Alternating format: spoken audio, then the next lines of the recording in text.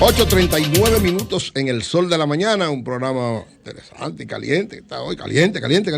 Continuamos con los comentarios. José La Luz, adelante. Bueno, realmente son tantos temas interesantes que hay en la agenda hoy, pero es que estos casos, si se vuelven virales, hay que tratarlos, porque si no tú te desconectas de la opinión pública colectiva.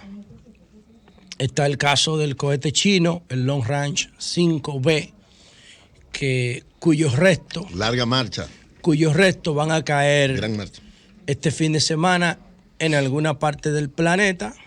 El 75% del planeta es agua y el 50, 60, 70% de la población de tierra no está habitada por nadie. Lo más probable es que este cohete caiga. Es un cohete que no tiene módulo de guía, de dirección, de posicionamiento final, sino que fue a la órbita, llevó un módulo de 2.000 toneladas porque China está haciendo su propia estación internacional en el espacio. Y entonces, porque ya la Estación Espacial Internacional, que tiene 20 años operando, va a dejar de funcionar. Entonces China, que no pertenece a la Estación Espacial Internacional, está creando su propio espacial internacional, se llama Palacio Celestial. Y llevó el primer módulo para construirla. Son 3 módulos, faltan 10 viajes. Pero el cohete que sirvió de vehículo es desechable, el Long Range. Y entonces se va a entrar, está dando la vuelta a la Tierra cada 9 horas. Y en una de esas vueltas va a entrar en órbita, va a entrar en la Tierra y se supone que la atmósfera lo desintegre y los pedazos de ese cohete caigan en alguna parte del mundo porque no tiene programado un aterrizaje inteligente. Y eso no nos gustaría explicarlo, pero simplemente lo esbozamos porque no hay ambiente para eso. Todo el mundo está en el caso Coral. Y también el tema de quédate en casa, el fraude de quédate en casa, porque en República Dominicana hay una cultura de la corrupción que no solamente tiene que ver con los militares, es todo. Es una cultura de la corrupción que se expresa en el alcohol adulterado, pero no solamente venden alcohol adulterado, venden medicina adulterada y comida adulterada y ropa adulterada y droga adulterada. Aquí venden todo adulterado. Hay una cultura porque la mayoría de la población, casi el 60% de la población vive al margen de la ley en la informalidad. Y la informalidad es el espacio que permite todo. Pero miren lo que viven dentro de la formalidad, lo que hacen, porque se supone que estas instituciones como el CESTURO, el Cuerpo de Ayudantes Militares, están dentro de la legalidad. Y miren lo que pasa ahí. Entonces, en el caso de... Y también está el tema de la Lotería Nacional. El video que se ha hecho viral del presunto fraude también. Que ojalá tengamos la oportunidad, porque me entero de que ya en la Lotería Nacional han cancelado a más de 10 personas por eso. Sería bueno que hablemos con el director de la lotería para que él nos explique qué es lo que está pasando ahí. Y entonces el tema de quédate en casa, señor, empezaron la denuncia un mes después de habilitar el programa de quédate en casa. Entonces es un programa que la crisis del coronavirus, la pandemia, hizo que fuera un poco improvisado, porque esas plataformas tecnológicas de transferencia no se planificaron. Hubo que improvisarla producto de la crisis. Y eso ahí mismo le dejó una estructura muy débil. ¿Y cómo funcionaba esto? Bueno, la gente podía retirar el dinero en los negocios afiliados con su cédula. Bueno, y unos tigres empezaron a buscar en el SIUB, en el Sistema Único de Beneficiarios, gente. Cogían gente del Sistema Único de Beneficiarios, iban y la cruzaban con el programa Quédate en Casa. Y después se buscaban unos socios en las redes de negocios afiliados. Entonces los tigres de los negocios le daban los cuartos, en vez del beneficiario real, se lo daban al que le llevara la cédula o la tarjeta de Progresando. ¡Ya! Y la gente se quedaba en su casa esperando que le depositaran. Pero no le iban a depositar nada porque otro le estaba cobrando su cuarto con una usurpación de documentos oficiales en este país. La cédula bruta del 2014, por la que le hicimos la huelga a Roberto Rosario en el 2014. Entonces, ahí hay otro fraude grandísimo que también está enfrentando con determinación el gobierno actual. Que yo veo bien esto que se está haciendo y me gustaría que el gobierno se planteara hacer visible el resultado de la lucha contra la corrupción, y de eso vamos a hablar al final del comentario.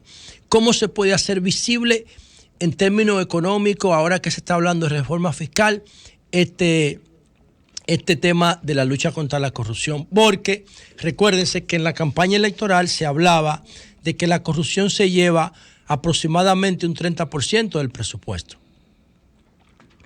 Si el presupuesto es de $1 billón y la corrupción se llevaba un 30%, entonces son 300,000 millones de pesos. Si se consigue la mitad, si se consigue reducir la corrupción a la mitad, tenemos 150,000 millones de pesos disponibles.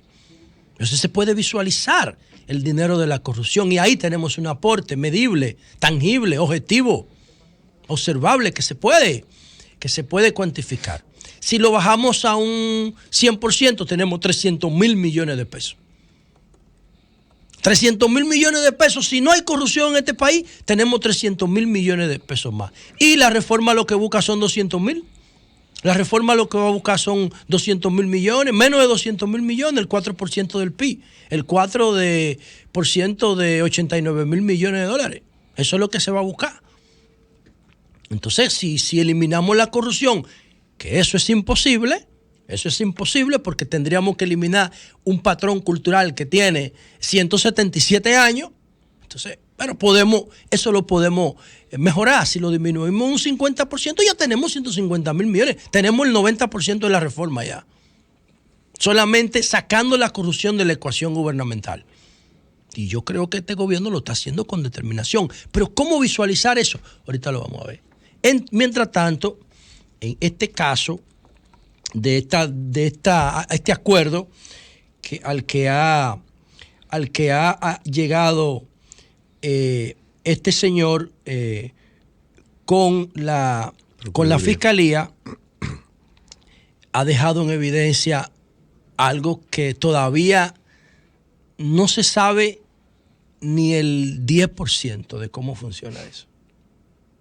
Eso ha ocurrido siempre. Yo recuerdo que en la gestión del jefe de la policía, Nelson Peguero, él vino aquí, yo me fui para la cocina, vino aquí, estaba haciendo un media tour, yo me paré y me fui porque yo sabía que él no iba a cambiar nada.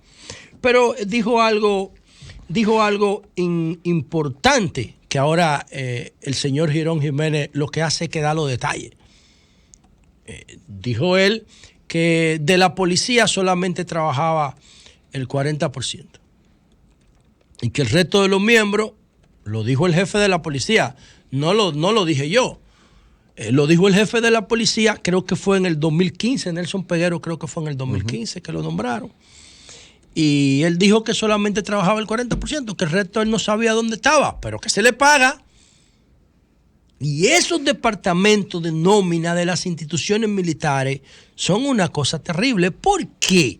Por una razón que nadie se ha detenido a investigar.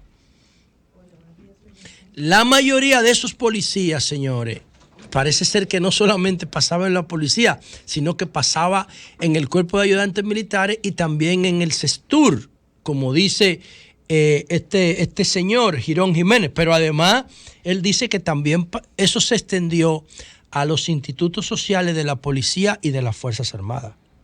Dice él que dice en un momento... que hay gente, José, que cobraba hasta 26 veces. Sí. Es decir, que tenía...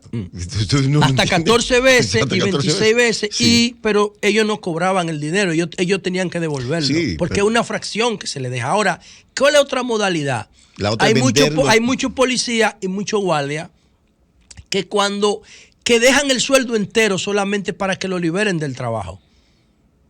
Lo dejan entero. O sea, mire, jefe, libéreme pero necesitan el rango, necesitan la simbología del Estado para poder ser apreciado en el sector privado. Una tienda, una ferretería, una discoteca, lo que sea. Dice, pues yo quiero un teniente aquí, porque cuando yo tengo el teniente aquí tengo la representación del Estado dentro de mi negocio. Esto me resuelve todo en materia de seguridad, porque este tipo puede mover recursos en favor mío. Eso es corrupción, señores.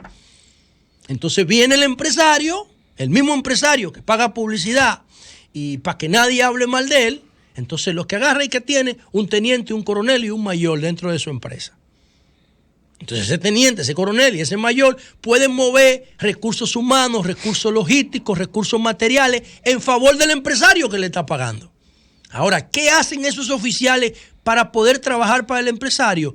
Todo su sueldo, militares y policiales, lo dejan en las instituciones policiales y militares para que lo puedan liberar. Y eso pasa en cantidades industriales, señores. Estamos hablando de decenas de miles de casos. Y por eso es que yo no sé a dónde va a llegar esto, porque si la sociedad se decide a investigar esto a fondo, bueno, aquí pueden pasar cosas que uno no puede, qué sé yo no estoy en capacidad de estimar lo que puede pasar si aquí se decide investigar todo. Porque dice el jefe de la policía, no nosotros, dice el jefe de la policía, el jefe de la policía, que ojalá quiera hablar por teléfono, Nelson Peguero, que el 60% de la población, de la policía en el 2015 no estaba en la policía. Él no sabía dónde estaba. Y eso es lo que pasa. Ahora, cuando uno lo ve en detalle, cuando uno lo ve en un testimonio de un tipo que decidió hablar para que le bajen el peso de su acusación, cuando uno lo ve en detalle de un protagonista, de un tipo que estuvo en el Inside, esa vaina genera una atención espectacular en el público. No es lo mismo usted verlo en la televisión hablando que usted ponerse a estudiar estos casos. ¿Cuánta gente tiene la capacidad de ponerse a estudiar estos casos en esta sociedad de 10 millones de gente? 3, 4, 5 gente. Los demás solamente ven la capa del espectáculo. Pero la realidad es 10 veces mayor que eso. Es 10 veces mayor. Quizás más de 10 veces mayor. Pero solamente... la mayoría solamente le interesa la parte del espectáculo. ¿Cuándo tiene que interesarle a los sectores representativos de la sociedad esto? Bueno, cuando se apaguen las luces. Cuando se apaguen las luces y deje de interesarle al gran público, es que viene el desafío. ¿Por qué yo digo esto? Porque todos los casos de corrupción que tienen una capa de espectáculo, cuando pasa la capa del espectáculo, la gente pierde el interés. Ya a la gente no le interesa lo que pase con Odebrecht. A la mayoría, porque ya Odebrecht pasó la capa del espectáculo. Y ahí cuando pasa la capa del espectáculo, la mayoría pierde el interés por el seguimiento al caso. No se mantiene la atención de la mayoría de la gente. Y ahí es que el Ministerio Público tiene que esforzarse, porque ahí es que viene el tráfico de influencia. Pero se dio también, José, con el caso de Odebrecht, que luego que el Ministerio Público, la cabeza del Ministerio Público presenta un grupo y dice aquí están todo lo que son y son todo lo que están, aparecen actores que recibieron millones que son llamados a interrogatorio y por ser figuras relevantes pues no fueron tomados en cuenta. No, hay muchos que nunca han sido ni siquiera mencionados. Yo te entiendo, es decir, fue un asunto tan sesgado que la gente... Por eso yo hablaba ahorita de la sensación de juego no limpio, que se construye cada vez que la gente entiende que un proceso debe llegar a esclarecerse y no se esclarece. Pero dice este señor, Girón Jiménez, señores, oigan esto, porque estos detalles son espeluznantes. Él dice que esto empezó en el 2005. Uh-huh. Y que sigue. Y que sigue ahora. Y que sigue ahora. Él dice que sigue ahora. Empezó en el 2005. Estamos hablando, señores, de 16 años la estructura. Y que sigue ahora, porque es un patrón cultural. Pero yo estoy seguro que antes del 2005 también existía. Lo que pasa es que existía otra estructura, porque hubo un cambio de gobierno en el 2004. Bueno, pero eso es lo que pasa. Lo demás, o sea, ahora, si él dice que sigue ahora, ¿cómo que sigue ahora? Porque que él está diciendo, nada más no podemos... coger como verdad una parte de lo que él dice. No, hay que asumir en principio todo lo que él dice, porque él estaba en el Inside. Claro. En el 2005. Y también dice cosas tan dramáticas como, por ejemplo, que a todo el que nombraban en el CESTUR, el tipo de Asa, uh-huh. Núñez de Asa, lo esperaba en su oficina. y le entregaba 10 millones de pesos y lo mandaba a un dealer en la Núñez para que buscara la jipeta de su preferencia. Dependiendo, él dice que era la cantidad de dinero dependía del estatus del nombrado. Bueno, pero aquí él dice en las declaraciones que lo mandaban a la Núñez de Cáceres a buscar el vehículo de su preferencia, a un dealer. Sí, exacto, aparte del efectivo. Y que le daban, que él dice que hubo directores que recibieron hasta 10 millones de pesos y que en un momento dado era tanto el dinero que hubo que buscar más gente, más personas para que lo administraran. Y después ponerlo a cobrar muchas veces. Y te diste cuenta de esa parte donde él decía... Le voy a explicar, que yo no tengo el audífono. Sí, óyelo ahí. Ok. Le voy a explicar, magistrada, cómo funciona la compra del especialismo. Y dice, estoy hablando en presente, no en pasado, porque esto continúa. Y dice, todavía hay gente recibiendo dinero del erario y gente vinculada a esta red que se mantiene en puestos importantes. No sé si tú escuchaste esa parte. Bueno, sí, pero ¿qué te digo? Yo lo vi, el resumen, pero es un patrón cultural muy fuerte por una razón simple. Los militares en todos los países del mundo,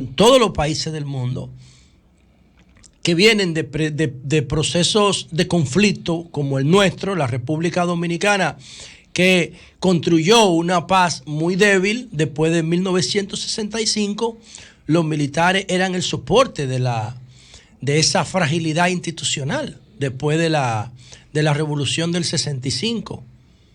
Y acuérdate que antes de la revolución del 65 veníamos con el golpe de Estado a Bosch, y antes del golpe de Estado a Bosch veníamos con 30 años de dictadura soportada en militares.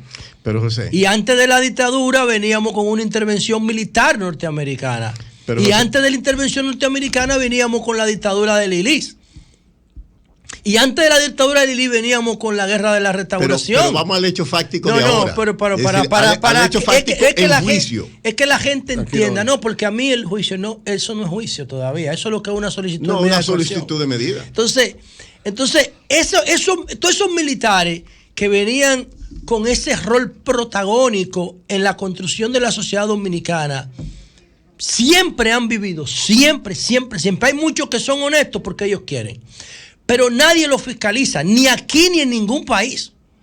Es muy difícil en un país latinoamericano que los militares sean fiscalizados. ¿Por qué? Porque son el soporte de la sociedad. Y entonces, como son ese soporte de la sociedad tan frágiles, como que le permiten esa patente de corso. Por ejemplo, ¿cuándo fue el último jefe de la policía que hizo una declaración jurada cuando salió? ¿Ustedes lo conocen?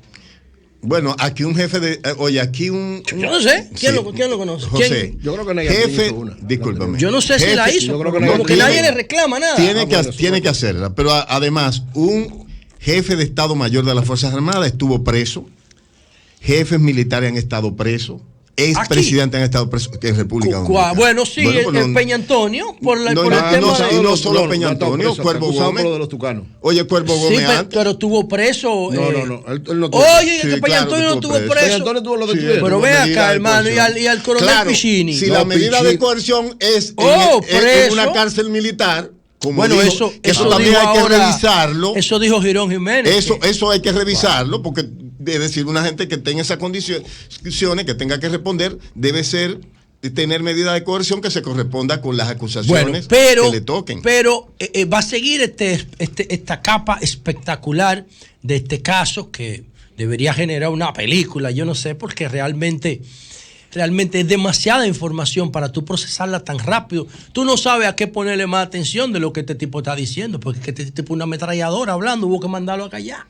Digo, el resumen de las 197. Oye, lo que él dijo... Es lo que él resumió, los 195. Él lo resumió claramente. Dice que el Ministerio Público tiene evidencia y está dispuesto a corroborarlo. Pero José, hay que ver las pruebas de todo eso. Es decir, una cosa es decirlo y otra es probarla en el juicio de fondo. Pero él habla de que el Ministerio Público tiene las evidencias, claro. No, tiene más que evidencia porque acuérdate que él también jugaba un rol técnico, no era solamente de coordinación, era técnico, entonces él tiene toda la prueba. Sí, claro. José, lo que yo te digo es que él tiene que tener las pruebas y tiene que mostrar. No era él que la administraba la prueba. Por eso es lo que digo. El Ministerio Público la tiene que tener de manera lícita. Claro. Y tiene aquí un testigo premium. Exacto. O sea, Tiene debe un testigo tener premium el proceso, para el sí, caso. tener la prueba, haberla conseguido como debe ser, porque una cosa es nada más decirla No, y otra es tú tener la prueba concreta. Mira un ejemplo, Beuri, con los empleados, él decía, los cancelaban para ellos quedarse con el dinero. Con las y que habían prestaciones. algunos No con que el dinero. cobraban 14 No veces. reponía. Entonces, Y supuestamente, la el prestación coronel también. Núñez le dijo, borra las nóminas. Y Él él no la las borró. borró, No, pero si se él quedó tiene con prueba de eso, copia porque además, en el Marielena, disco hay que llamar a duro. esa gente, hay que llamarla al juicio y tiene que ir a Bueno, pero el decirle. disco, No, pero eso el en su disco momento. duro lo tiene el Ministerio Público. Ahora el O sea, él Ministerio dice Público que tiene que tiene protegerlo pruebas a de lo él. que Correcto. habla. Sí, Bueno, sí, José. bueno, entonces, al final, lo que yo entiendo, y pues retomo el principio de mi comentario cuando yo dije que una de las grandes oportunidades, además de meter gente presa, yo no creo en meter a nadie preso si no es por violencia. Lo digo en cualquier escenario y lo justifico, lo argumento. Tú siempre has dicho Tú que lo dejen argumentas suelto para que se que lo dejen defienda. suelto. No, esa no es mi visión. Mi visión es que las sociedades modernas tienen que tener sistemas penales modernos, inteligentes, no vengativos. Entonces, a una persona que no es una amenaza de agresión ni de violencia física para la sociedad, es más inteligente tú ponerlo a pagar de una forma que cuando llegue a la cárcel no te corrompa la cárcel. Porque cuando esos tipos llegan a la cárcel, como las penas son tan brutas, porque solamente están orientadas a vengarse del que comete un delito, no a tratar de reordenar las cosas para que queden como antes que se produjo el delito, por ejemplo, quitándole todo lo que se robó. Ese tiene que ser el objetivo primario. Es quitarle Pero todo lo para que se eso robó. tú necesitas un juicio de fondo. Voy al punto, porque yo tengo una propuesta que se llama revisión de patrimonio, que es lo que quiero intentar, demostrar a la sociedad que se puede eso. Entonces, usted a una persona que no es una amenaza de agresión física porque nunca le ha dado una puñalada a nadie, usted lo mete a la cárcel y ese tipo en 2 meses ya perdió la vergüenza, perdió el pudor, no le importa, está en pantalones cortos y empieza a comprar a todo el mundo. Entonces, como hacían los tigres de Van Inter.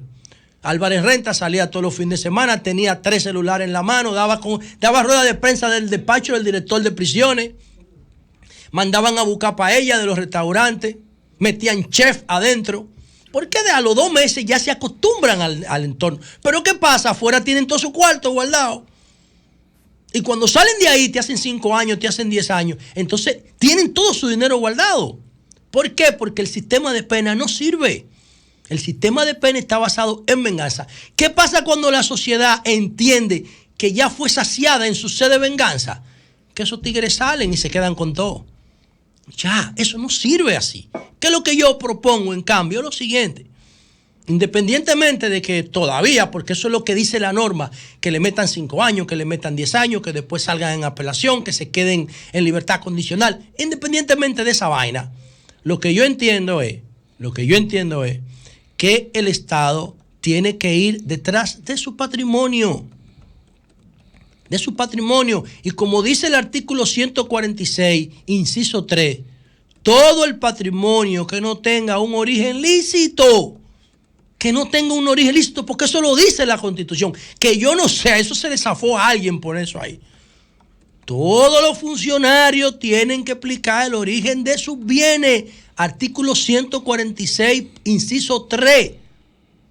Lo dice la Constitución de la República. Pero la Constitución de la República en su artículo 52 dice otra cosa y dice que, con el mismo rango del 146, no se puede realizar un decomiso de ningún bien de nadie si no hay una sentencia definitiva. Ahí no vale ley de extinción de dominio, porque esa ley de extinción de dominio, que es un copy-paste que Naciones Unidas promueve en todos los países. Pero los países que no tienen ese 52 en las constituciones, en la constitución de ellos, nadie aquí tiene un artículo, el 52, que dice que no se puede decomisar ningún bien si no hay una sentencia definitiva. En el caso de Coral, ¿cuándo vamos a tener una sentencia definitiva? Cuando agote todo el procedimiento de doble jurisdicción y llegue al Tribunal Constitucional. Ahora, hay un bypass. Y yo puedo utilizar inteligentemente ese bypass jurídico para conseguir el patrimonio, que es lo que a mí me interesa. Si yo fuera Miriam Germán Brito, voy donde Abinader, le digo, presidente, yo le voy a plantear este esquema a usted. Le voy a plantear este esquema. El artículo 36 creo que es del Código Procesal Penal, y hay otro artículo de la ley de lavado que nosotros modificamos, que yo lo tengo por aquí, que dice, que establecen los criterios de oportunidad. Entonces, ¿qué hacen los criterios de oportunidad? Bueno, que te dan la posibilidad de que tú negocies, como hizo el Ministerio Público ahora con Girón Jiménez. Sí. Entonces, yo te digo a ti, mira, yo en el mismo ánimo de negociar contigo, si tú devuelves todo lo que te robaste, lo que tú no puedes explicar lícitamente, yo te bajo la pena. Y yo te garantizo que yo no voy a solicitarte a ti en una negociación con ellos. Yo te garantizo a ti que yo no te voy a solicitar más de 5 años. Y tú a los 2 años y medio puedes salir. Ahora, tú me tienes que devolver todo lo que tú no puedes explicar en tu patrimonio. Y si tú te robaste 300 millones de pesos, yo te quito 350. También te pongo una moña, un plus. Entonces, tú me devuelves lo mismo que se hizo con Girón Jiménez, yo lo haría con todos, a cambio de que me devuelvan lo que se llevaron. ¿Ustedes se imaginan que el Ministerio Público se pueda presentar ante la sociedad en una rueda de prensa, en conjunto todo, y decirle, miren señores, hemos llegado a un acuerdo? Pero es que eso ellos no tienen que acordarlo con el presidente. Escúchame, pero bueno, yo no sé. Lo tienen, eso lo establece la ley. No importa con quien sea. Entonces, que le digan a la sociedad, los imputados que le digan esto, bueno, porque es ellos están una alegando oportunidad inocencia. que le establece el Código Procesal Penal y la ley de lavado, porque yo sé que yo afirmé eso. Yo lo leí en la ley de lavado, también están los criterios de oportunidad. Entonces, tú le puedes decir a esos tipos, miren, nosotros le vamos a pedir 5 años mínimo, con una condición, porque no se lo pueden quitar. Todos esos cuartos son de ellos.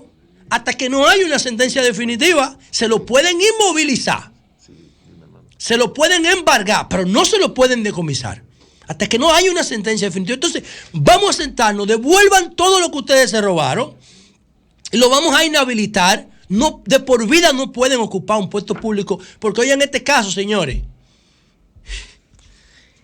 ese señor Adán Cáceres fue procesado en el 2004 en migración.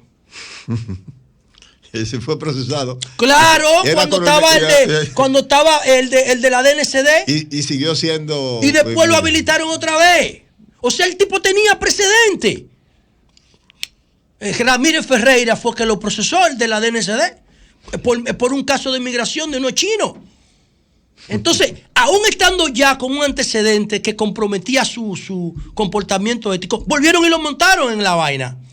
Volvieron y lo engancharon y lo pusieron como jefe de seguridad del presidente, hermano. Un tipo con antecedentes, oye. Eso es increíble, esa vaina. Entonces, para mí, en sentido general, una inhabilitación, o sea, usted está inhabilitado. Vamos a negociar con usted, pero usted no puede salir del país. No puede volver a trabajar en ninguna institución del Estado ni hacer negocios con ninguna institución pública. Está en libertad condicional, lo que significa que si comete algún acto reñido con la ley, vuelve para la cárcel. Pero le vamos a pedir 5 años a cambio de que usted devuelva todo lo que se robó. Para mí, lo está diciendo una persona que no conoce, gracias a Dios. Hay gente que dice que yo soy ateo, pero yo no soy ningún ateo, ¿no? Yo lo que no soy ni pendejo. Gracias a Dios, yo nunca le he dado la mano a ninguno de los que estaban ahí anoche. Eres ateo, gracias a Dios. A ninguno.